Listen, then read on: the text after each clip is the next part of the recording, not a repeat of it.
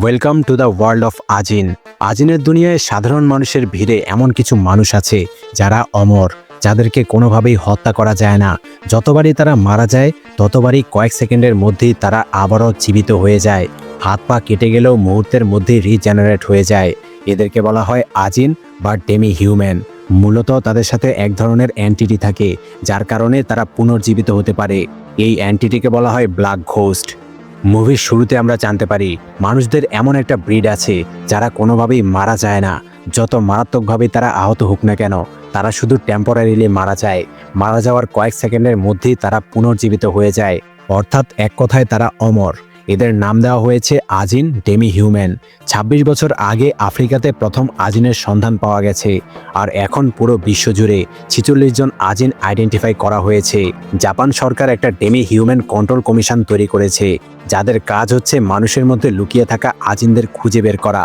এরপর আমরা দেখতে পাই একটা ল্যাবে এমনই একজন আজিনের উপর এক্সপেরিমেন্ট করা হচ্ছে। বারবার তার হাত পা কেটে ফেলা হচ্ছে। এরপর তার পালস, ব্রেন অ্যাক্টিভিটি, রিজেনারেট করার ক্ষমতা ইত্যাদি নোট করা হচ্ছে। বেশি দুর্বল হয়ে গেলে তাকে হত্যা করে ফেলা হয়। এতে কয়েক সেকেন্ডের মধ্যেই সে সমস্ত অঙ্গ প্রত্যঙ্গ সহ রিজেনারেট হয়ে যায়। এইভাবেই তাকে প্রায় ২০ বার হত্যা করা হয়।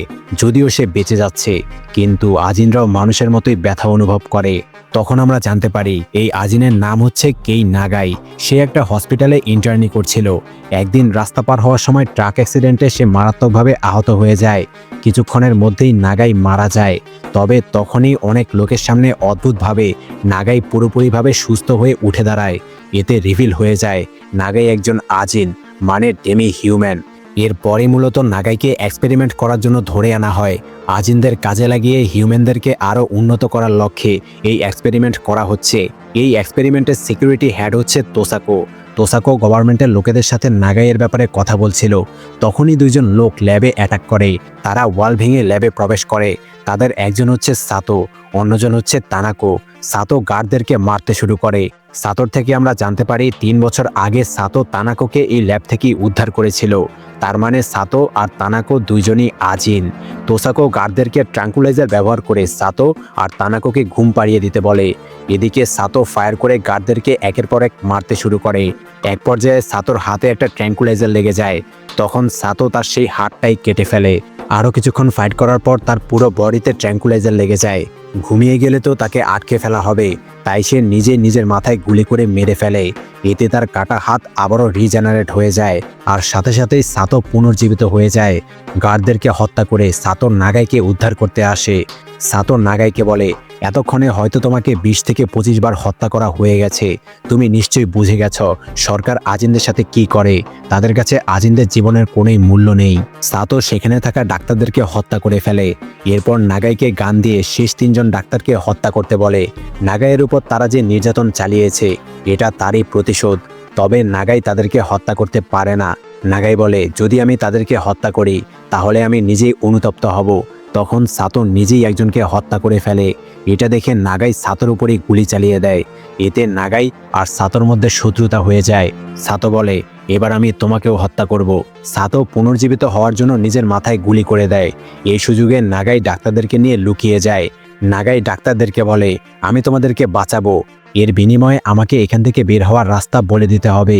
সাতো নাগাইকে খুঁজতে খুঁজতে এক জায়গায় একটা হাত দেখতে পায়। এগিয়ে গেলে দেখতে পায় হাতটা কাটা, মানে এটা নাগাইয়ের হাত। তখন নাগাই পিছন থেকে আক্রমণ করে।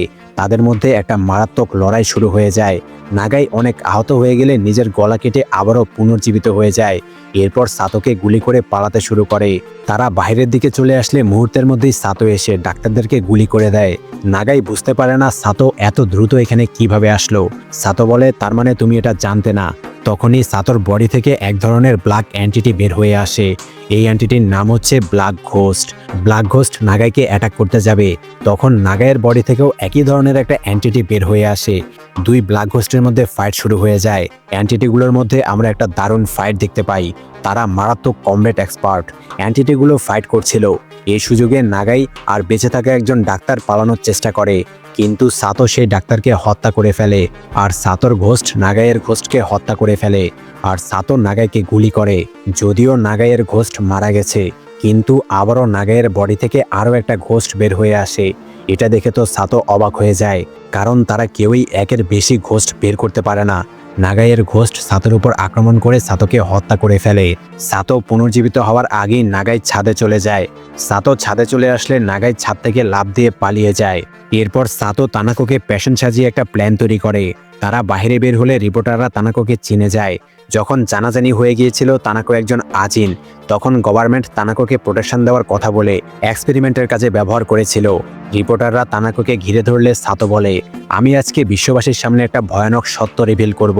আমার নাম সাতো, আমি একজন আজিন। আমি জাপানে আইডেন্টিফাই হওয়া প্রথম আজিন। এই দেশের সরকার আজিনদের উপর ভয়ানক এক্সপেরিমেন্ট চালাচ্ছে।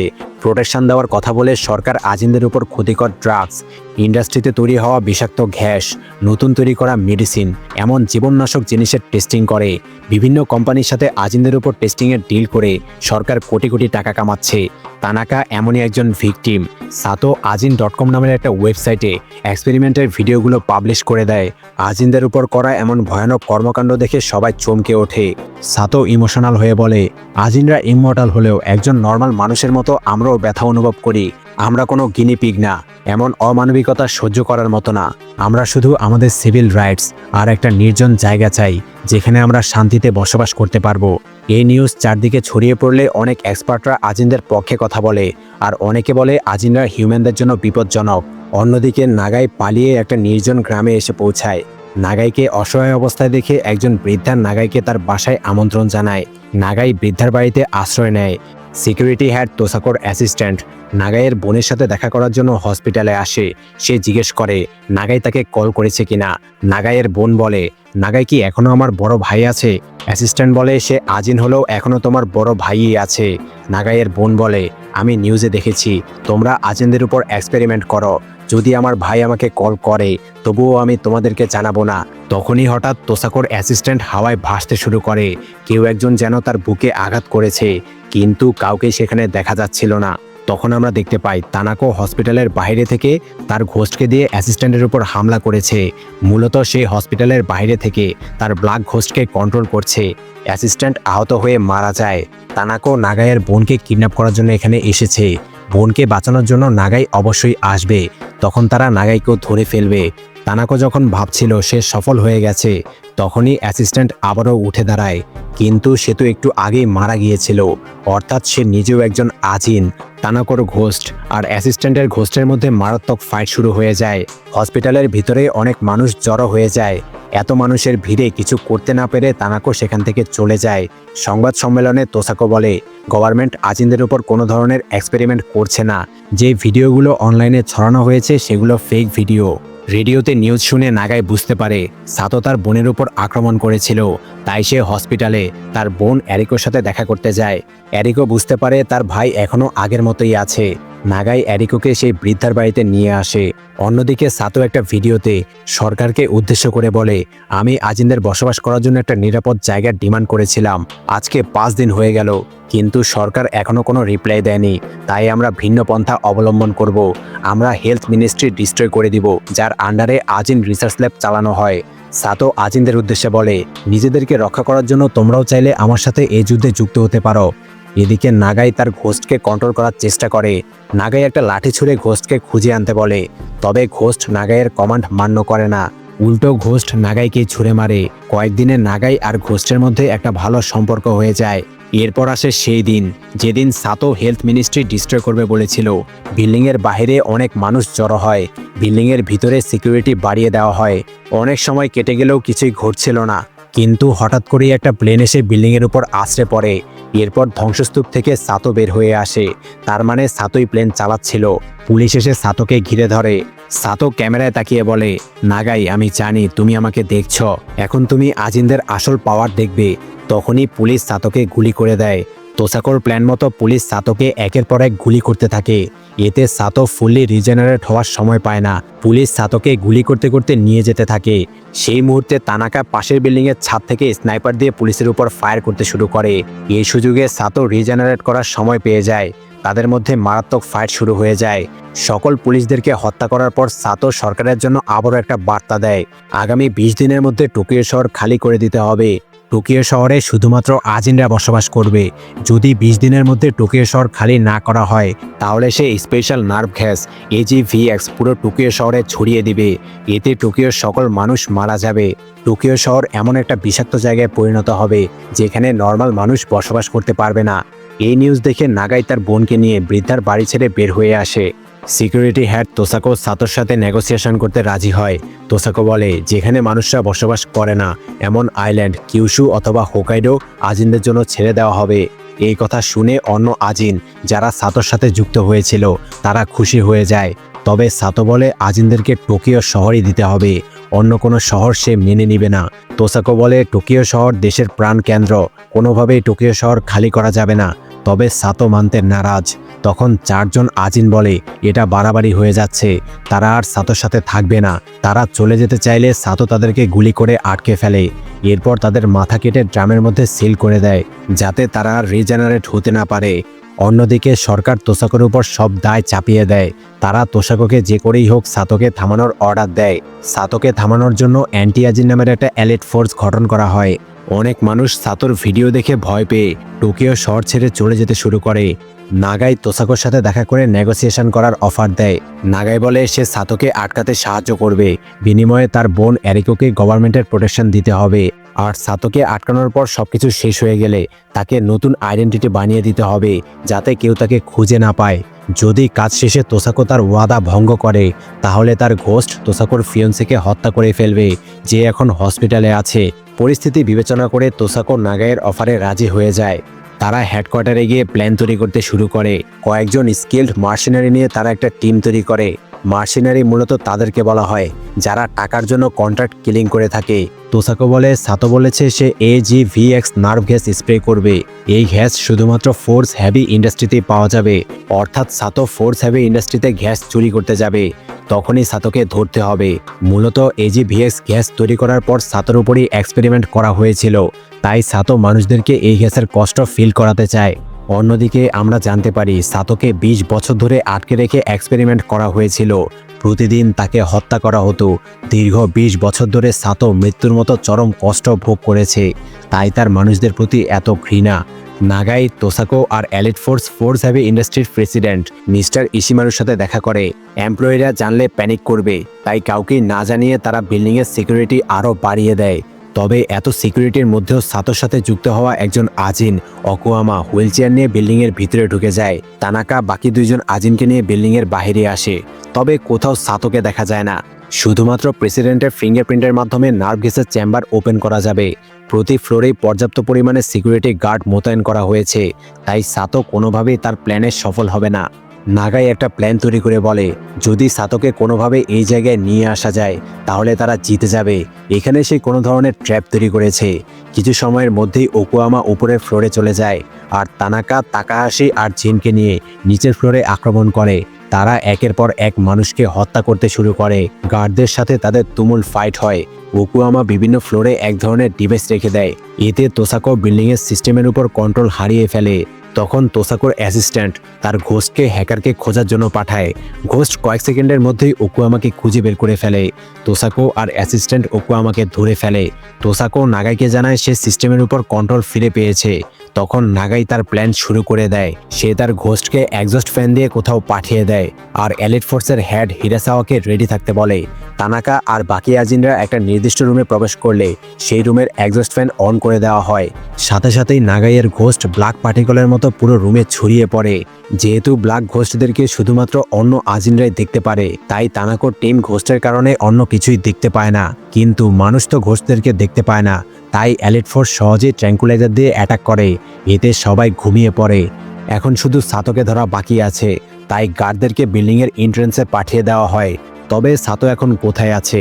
আমরা দেখতে পাই ওকুয়ামা তার সাথে করে একটা ব্যাগ এনেছিল যাতে একটা কাটা হাত রাখা আছে। অন্যদিকে সাতো সাইকেল নিয়ে গান গাইতে গাইতে একটা স মেলে আসে যেখানে গাছ কাটা হয়। আমরা দেখতে পাই সাতোর একটা হাত কাটা, তার মানে বিল্ডিংয়ের ভিতরে ব্যাগের মধ্যে যে হাতটা আমরা দেখেছিলাম সেটা সাতোরই হাত।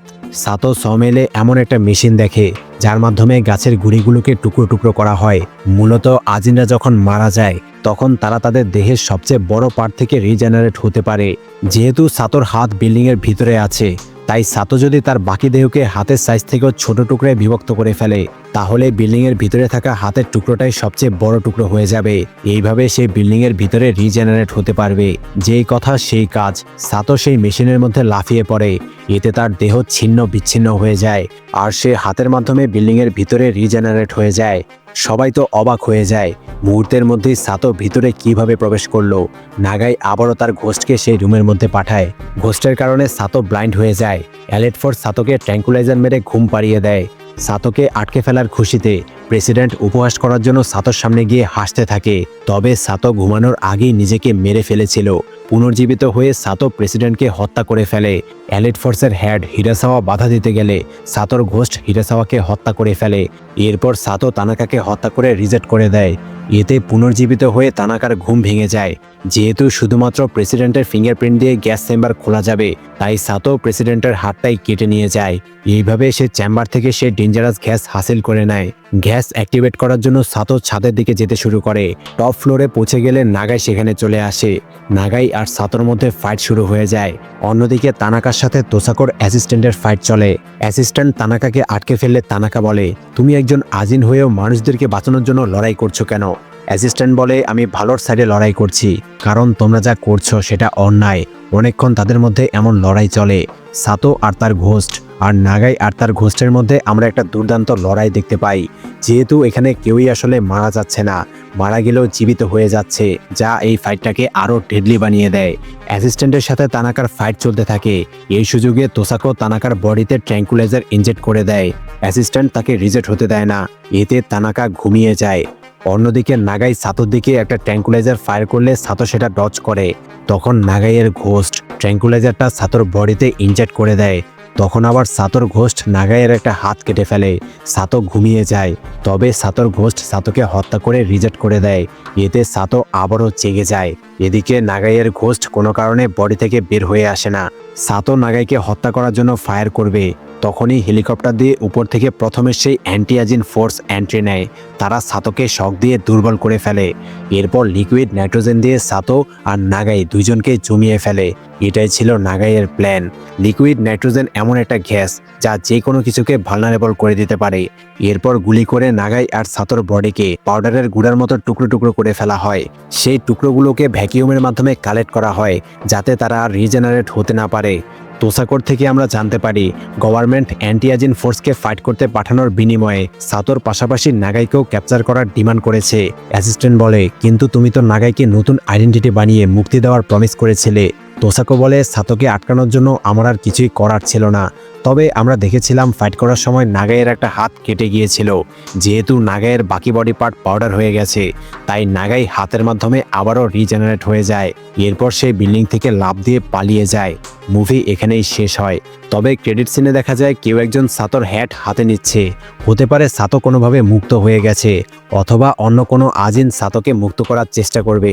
তো মুভিটা তোমাদের কাছে কেমন লাগলো অবশ্যই কমেন্টে জানাবে। মুভিটা ভালো লাগলে অবশ্যই লাইক, কমেন্ট এন্ড শেয়ার করে দিবে। আর এরকম আরও এক্সপ্লেন পেতে অবশ্যই সাবস্ক্রাইব করে বেল আইকন বাজিয়ে দিবে। Bye bye.